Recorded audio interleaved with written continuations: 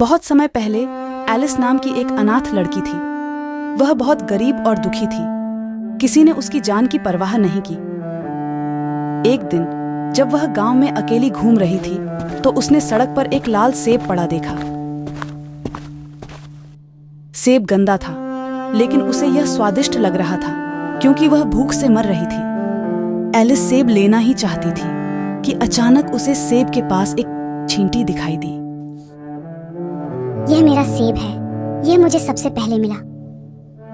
क्षमा करें, मैंने आपको नहीं देखा, लेकिन क्या आप मेरे साथ सेब साझा कर सकते हैं? मुझे बहुत भूख लगी है। इसके अलावा सेब आपके लिए बहुत बड़ा है। बिल्कुल नहीं, यह सेब केवल मेरे लिए नहीं बल्कि मेरे पूरे परिवार के लिए है, चींटी ने कहा। जब एलिस और चींटी बात कर रहे थे, उन्होंने सेब की आवाज सुनी। मुझे रोको, मुझे रोको, सेब ने जोर से कहा।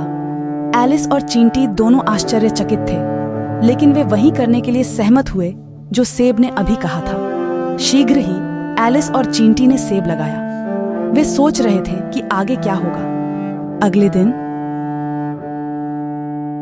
एलिस और चींटी आश्चर्यचकित रह गए। सेब बड़ा हो गया था और एक छोटा सा सेब का पेड़ बन गया था। सेब का पेड़ बहुत तेजी से बड़ा और बड़ा हो गया। एक सप्ताह बाद सेब के पेड़ पर पहले से ही बहुत सारे फल थे। उन दोनों के लिए सेब बहुत अधिक थे, इसलिए उन्होंने अधिकांश सेब बेच दिए। वे प्रतिदिन बाजार में सेब लाते थे। सेब बेचना मुश्किल नहीं था। सेब बहुत अच्छे, बड़े, मीठे और स्वादिष्ट थे। सभी लोग एलिस के सेब खरीदना चाहते थे।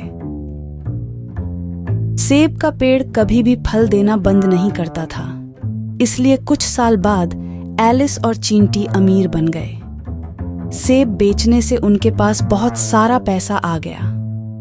वे बहुत खुश थे और एक साथ अपने जीवन का आनंद लेते थे।